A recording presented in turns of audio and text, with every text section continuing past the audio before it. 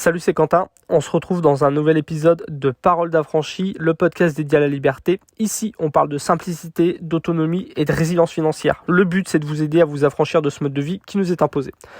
Aujourd'hui, je vais vous expliquer comment je me suis créé un petit business en ligne qui me rapporte à peu près 500 € par mois en travaillant 1 ou 2 heures par semaine. Et je voudrais surtout aider toutes celles et ceux qui veulent se lancer et qui n'osent pas. Je voudrais vous donner un plan en 3 étapes qui va vous permettre d'enfin trouver la motivation, le courage de vous lancer. Je vous laisse faire ce podcast parce qu'il y a maintenant plus d'1 an, j'ai un ami qui me disait qu'il était intéressé par ce que je faisais sur Internet. Le fait de m'être lancé sur YouTube et d'arriver à vivre de cette activité-là, ça l'avait beaucoup inspiré.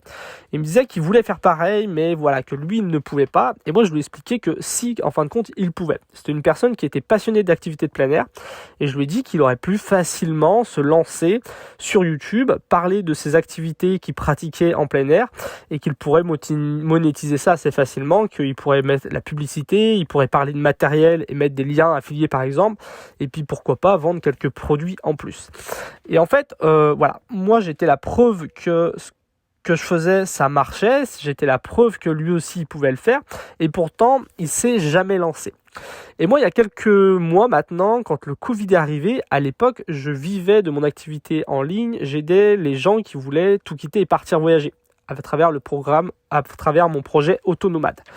Donc à cette époque-là, je vivais de ça, le Covid est arrivé et forcément les gens ont arrêté de voyager et mon activité s'est effondrée. Les gens ne regardaient plus mes vidéos, les gens les liens affiliés que j'avais mis pour tout ce qui est matériel de voyage, les gens ne cliquaient plus dessus parce que plus personne préparait son sac à dos. Et puis les programmes vidéo que j'avais créés pour aider les gens à voyager, ils ne se vendaient plus parce que les gens n'avaient plus de voyage de prévu. Et donc à ce moment-là, j'ai compris que mon activité en ligne n'était pas assez résiliente, le fait d'avoir une seule chaîne YouTube, de ne pas avoir assez diversifié mes revenus, c'était pas assez résilient. Et à ce moment-là, je me suis lancé dans une nouvelle aventure, l'aventure s'affranchir, aider les gens qui veulent changer de vie. Et en parallèle, j'ai décidé de créer un autre petit business et j'ai repris l'idée que j'avais proposée à cet ami. J'ai vu pendant plusieurs mois après qu'il ne s'était pas lancé et moi je me suis dit cette idée je pense qu'elle est bonne, je vais la tester. Et ce qui fait que je me suis lancé, j'ai créé un petit side business. Alors aux États-Unis on appelle ça un side business, c'est un petit peu le jargon technique mais on peut appeler ça une activité parallèle, un revenu complémentaire. L'idée c'est quoi? C'est de créer d'avoir un petit business qui demande pas beaucoup de temps, pas beaucoup d'énergie et dans lequel on prend pas beaucoup de risques. Et moi en fait j'ai créé une petite chaîne YouTube qui s'appelle Écorce de Chêne sur laquelle je parle de matériel de plein air. Donc moi c'est quelque chose que je pratique, les activités de plein air, la randonnée, voyage en sac à dos, la pêche, la cueillette, toutes ces choses je les pratique, le bivouac. Et donc c'est pas quelque chose qui me demandait de me former, c'est pas quelque chose qui me demandait beaucoup de temps, beaucoup de compétences à développer. J'avais déjà du matériel à proposer. Donc je me suis lancé dessus, ça m'a pas demandé beaucoup d'énergie non plus, ça me prenait ça me prend encore aujourd'hui, on va dire 1h30, 2 heures par semaine, le temps de trouver une édite vidéo, la tourner et de la partager. Moi ça fait longtemps que je fais ça sur YouTube, je me suis formé et puis en plus moi je partage de façon plutôt authentique, je me prends pas trop la tête sur la forme, je préfère travailler sur le fond. Et donc j'ai créé cette petite activité et aujourd'hui ça va faire un peu plus d'1 an qu'elle tourne et aujourd'hui elle me rapporte à peu près 500 € par mois. Et moi, c'est souvent qu'il y a des gens qui me disent que ce que je fais, ça les intéresse, qui aimeraient se lancer, ou c'est souvent que moi, j'essaie de motiver des gens à se lancer parce que je vois que aujourd'hui, il y a des gens qui ont un travail, qui galèrent à finir les fins de mois, et je vois que ces personnes, elles ont une compétence, elles ont un savoir-faire, elles auraient quelque chose qu'elles pourraient partager, et elles pourraient gagner un peu plus d'argent avec ça. Donc, ça peut permettre le fait de se créer un side de business, de gagner un petit peu plus d'argent en parallèle, donc d'augmenter sa résilience financière parce qu'on diversifie ses revenus. Mais en plus de ça, une fois qu'on a une activité qui fonctionne, par exemple quelqu'un qui commence à gagner 400-500 € par mois avec une petite activité, elle peut se dire que une semaine par mois du coup elle va pas aller travailler pour un patron mais elle va travailler à son compte, elle va travailler encore plus sur son petit business et puis avec le temps on peut remplacer une activité salariée par une activité d'entrepreneur et quitter le salarié. quitter le salariat pour retrouver un peu plus de liberté. Moi, c'est l'idée que c'est à travers ces idées-là que j'ai décidé de me lancer sur Internet, et avec le temps, j'ai réussi à me lancer. Mais ce que je constate, c'est qu'il y a beaucoup de gens qui sont intéressés par ça, et en fin de compte, très peu de gens se lancent. Et pourtant, on sait que ça marche. Il y a même plein de vidéos sur YouTube pour se former gratuitement. Donc, on sait que ça marche, c'est possible de se former. Et ce que j'ai constaté, c'est que si les gens ne se lançaient pas, c'est souvent par peur de cette liberté, peur de l'entrepreneuriat. En France, ça fait peur. Et moi, pour toutes les personnes là qui écouteraient peut-être ce podcast et qui ont envie de se lancer sur YouTube et sur une autre activité en parallèle, n'importe quelle activité d'entrepreneuriat, je voudrais vous donner des conseils qui permettent de vaincre cette peur-là. Moi, il y a une méthode que j'ai créée il y a maintenant quelques années qui a été créée pour aider les gens à tout quitter et partir voyager. C'est ce que j'ai appelé la méthode ACA. C'est une méthode qui permet d'apprendre à sortir de sa zone de confort. Et c'est vrai que entreprendre, quand on a toujours été salarié, que nos parents étaient salariés, entreprendre, ça demande de sortir de sa zone de confort. Et je pense qu'on peut appliquer cette méthode à ACA que j'avais créée pour les voyageurs à l'idée d'entreprendre. Moi, c'est quelque chose que j'ai fait de mon côté et qui a fonctionné. Donc, ACA, ça veut dire quoi? Ça veut dire accepter, quitter et avancer.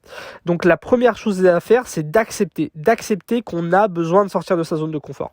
Pour ça, il y a un exercice qui est tout simple, qui consiste à prendre une feuille de papier. D'un côté, marquer toutes les conséquences négatives de l'inaction. Si aujourd'hui, tu as envie d'entreprendre, mais que tu n'oses pas le faire, il faut marquer d'un côté tout ce qui va se passer de négatif dans ta vie. Je sais pas, le fait que du coup tu vas être obligé toute ta vie de travailler pour un patron et toi t'aimes pas ça. Le fait que toute ta vie tu vas galérer niveau financièrement parce qu'en fait t'as pas de grosses compétences, t'as pas de diplôme, et aujourd'hui à part trouver du travail au SMIC, peut-être que pour toi c'est compliqué, et si t'arrives pas à entreprendre, peut-être que tu vas rester au SMIC toute ta vie et ça sera très très compliqué. Voilà, marquer tout ce qu'il va y avoir de négatif dans ta vie si tu changes pas. Dans la deuxième colonne, marquez tout ce qui va se passer de positif. Le fait du coup de gagner autant d'argent en travaillant moins, le fait d'avoir la fierté d'entreprendre, le fait de pouvoir quitter ton boulot et dire adieu à ton patron. Marquez tout ce qu'il y a de positif à passer à l'action. Cet exercice-là, il sert à quoi? Il sert à arrêter de se poser des questions. Il sert à arrêter de cogiter. Une fois que tu as fait ce travail-là, quand tu commences à te poser des questions, tu lis ça et tu te dis, j'ai pas le choix. Voilà, j'ai fait ce travail-là, je sais ce qui va se passer si je ne passe pas à l'action, je sais ce qui va se passer si je passe à l'action. Et c'est un travail important pour oser, pour accepter qu'on a besoin de sortir de sa zone de confort.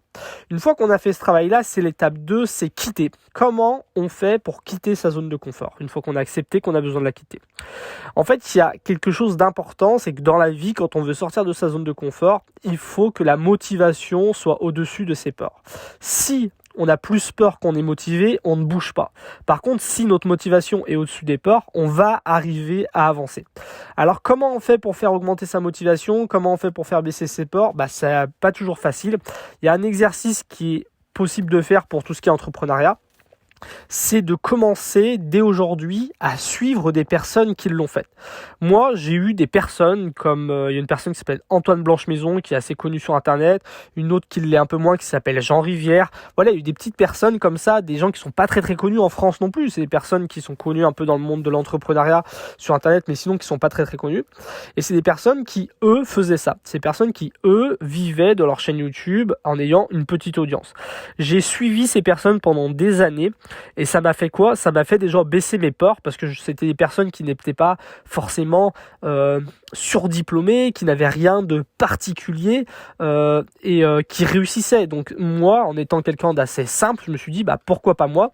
Et puis ça m'a permis d'augmenter ma motivation parce que de les voir réussir, de les voir que c'était possible, de voir le mode de vie qu'ils avaient grâce à leurs activités en ligne, c'était très très motivant. Donc tu peux comme ça essayer de trouver des mentors. Des mentors, ça peut être une personne sur YouTube, ça peut être une personne qui écrit des livres, ça peut être une personne qui écrit un blog, qui a un compte Instagram, et de suivre cette personne. Le fait de suivre cette personne, ça va te permettre d'augmenter ta motivation et de faire baisser tes peurs. Et c'est comme ça qu'on arrive à sortir de sa zone de confort. Et la troisième étape de la méthode AK, c'est A comme action, comme avancer. En fait, il n'y a pas 36 000 façons d'atteindre des objectifs. La seule façon, c'est déjà de définir son objectif, ensuite de définir un plan pour y arriver, et chaque étape du plan, de la couper en petites parties. et après de passer à l'action étape après étape. Donc moi, c'est quelque chose que je te conseille de faire. Moi, c'est quelque chose que j'ai fait il y a maintenant des années. Je me suis dit que si je voulais vivre de ma chaîne YouTube en travaillant quelques heures par semaine, il faudrait que j'apprenne à faire des vidéos. Il faudrait que je fasse une vidéo par semaine. Il faudrait que je me crée des produits à vendre. Il faudrait que je parle de matos et que je mette des liens affiliés. Il faudrait que j'arrive à faire tout un tas de choses. Je me suis fixé un objectif concret. J'ai fait un plan. Chaque étape du plan, je l'ai découpé en plusieurs petites actions. Et pour chaque petite action, je me suis formé et je suis passé à l'action. Et ce que je voudrais dire, c'est que ça a fonctionné. Moi, je suis pas quelqu'un de particulièrement... je suis pas un génie. J'ai arrêté l'école à 16 ans. Moi, j'ai travaillé dans le bâtiment, j'ai travaillé dans l'agriculture, j'ai pas fait d'école de marketing, j'ai pas fait tout ça, j'ai pas pris des cours d'élocution, j'ai pas pris des cours de vidéo. J'ai simplement fait une vidéo ou deux par semaine depuis quelques années. J'ai simplement essayé de discuter avec mon audience pour savoir quels sont les problèmes qui les empêchent de passer à l'action. J'ai essayé de trouver des solutions matérielles, des idées, des programmes vidéo que j'ai créés petit à petit et que j'ai proposé à mon audience. C'est ce que j'ai fait ces 5-6 dernières années.